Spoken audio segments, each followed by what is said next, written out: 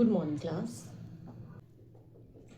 हमारा जो last class में टॉपिक चल रहा था पॉपुलेशन के ऊपर, आज की क्लास में उसी टॉपिक को हम कंटिन्यू करेंगे। लास्ट क्लास में हमने पढ़ा था पॉपुलेशन डिस्ट्रीब्यूशन और पॉपुलेशन डेंसिटी, लेकिन आज का जो हमारा टॉपिक रहेगा वो रहेगा ग्रोथ एंड कंपोजिशन के ऊपर, लेकिन थोड़ा सा हम लास्ट क्लास के साथ कनेक्ट करेंगे। जैसे कि डिस्ट्रीब्यूशन ऑफ पॉपुलेशन पढ़ा था, तो उसमें हमने पढ़ा था किसी स्टेट या किसी यूटी की जो लार्ज पॉपुलेशन होती है उसको हमने कैसे पढ़ा, लार्जर साइज पे। फिर हमने उसको स्मॉल पॉपुलेशन को कैसे पढ़ा, उसको भी लार्ज साइज पे पढ़ा। लेकिन जो लार्जर पॉपुलेशन होती है उसको हमने स्मॉलर साइज पे भी पढ़ा। ठीक है, वो तो आपको अच्छे से याद ही होगा, आपको पता ही होगा मैंने किस वे में किस तरह से टॉपिक को क्लियर किया था। अब दूसरा पॉइंट जो हमने पढ़ा था लास्ट क्लास में वो थी डेंसिटी ऑफ पॉपुलेशन। ठीक है, ये भी एक वास्ट टॉपिक था, तो इसको थोड़ा सा ओवरव्यू करने के लिए इसके टू मेन पॉइंट्स जो हैं वो मैं आपको रिकॉल कराना चाहूँगी, जैसे कि फिजियोलॉजिकल डेंसिटी और एग्रीकल्चर डेंसिटी। इन दोनों को निकालते कैसे हैं। जो फिजियोलॉजिकल डेंसिटी है is equal to total population divided by net cultivated area, और जो एग्रीकल्चरल डेंसिटी है is equal to total agriculture population divided by net cultivated area. सीधा सीधा इसका मतलब ये है जो एग्रीकल्चर पॉपुलेशन होती है वो इंक्लूड करती है किस किस को, कल्टिवेटर्स को, एग्रीकल्चर लेबरर्स को और उनके फैमिली मेंबर्स को। ठीक है, अब हम कंटिन्यू करेंगे आज के टॉपिक के साथ जो है ग्रोथ ऑफ पॉपुलेशन। ये ग्रोथ ऑफ पॉपुलेशन क्या है इसको पहले हम समझेंगे। जो ग्रोथ है वो डायनामिक फिनोमेना है। डायनामिक फिनोमेना मतलब कि कंटिन्यूसली चेंज आते रहते हैं उस पॉपुलेशन के बर्थ्स में और डेथ्स में। एलैबोरेट करके हम पढ़ेंगे influenced by the interaction of the processes. ये इंटरेक्शन ऑफ प्रोसेसेस का मतलब यानी कि number of deaths and number of births, also migrations included.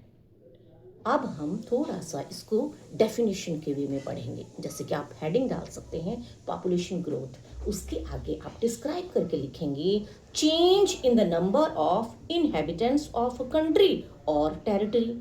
बोलने का मतलब ये है कि किसी देश में रहने वाले लोगों, उनकी पॉपुलेशन में किस तरह से चेंज आता है, लेकिन कब, इन पीरियड ऑफ टाइम, एक फिक्स पीरियड के बीच को ही हम काउंट कर पाएंगे। ठीक है, और हम इसको एक्सप्रेस कैसे करते हैं, एक्सप्रेस हम इसको करते हैं टू वेज में। कौन कौन से, एब्सोल्यूट नंबर्स एंड परसेंटेज। अब देखो, कहीं की पॉपुलेशन बताने के लिए, किसी स्टेट की या किसी यूटी की पॉपुलेशन बताने के लिए आपको उसको जो है एब्सोल्यूट नंबर में ही एक्सप्रेस करना पड़ेगा। आप ये तो नहीं कहेंगे कि इतनी क्वांटिटी में या मुट्ठी भर। ठीक है, इस तरह से आप एक्सप्रेस नहीं कर सकते। आपके पास एब्सोल्यूट नंबर्स होने ही चाहिए, जैसे कि 10 करोड़, 2 करोड़, 10.5, इस तरह से आप इसको एब्सोल्यूट नंबर्स में एक्सप्रेस करेंगे। दूसरा क्या तरीका है, दूसरा तरीका है परसेंटेज के हिसाब से। क्लियर है, जैसे डेकेडल ग्रोथ रेट होता है, जैसे कि मैं इंडिया का ही ले लेती हूँ, तो डेकेडल ग्रोथ रेट अगर निकालना है तो सीधा सीधा आपके पास फॉर्मूला है DGR is equal to P2 minus P1 divided by P1 multiplied by 100। मैं ये फॉर्मूला फिर से रिपीट कर रही हूँ, DGR is equal to P2 minus P1 divided by P1 multiply by 100। अब आप कहेंगे कि P1 P2 क्या है।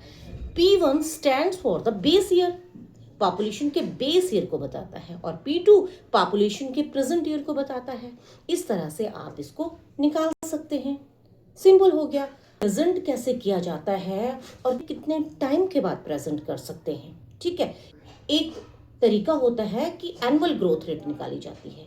क्या, एनुअल ग्रोथ रेट। अब आप कहेंगे ये एनुअल ग्रोथ रेट क्या है, it studies the percentage of population increase per annum. अब फिर आप फिर से कहेंगे पर एनम क्या है, कुछ नहीं है, सीधा सा ये पेस ऑफ पॉपुलेशन ग्रोथ है जिसको स्टडी किया जाता है, और पर एनम वहां की जो पॉपुलेशन इंक्रीज हो रही है उसको बताया जाता है। As simple as that.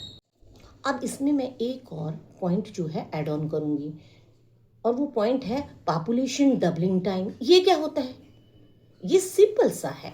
Population doubling time is the time taken by the population to double itself.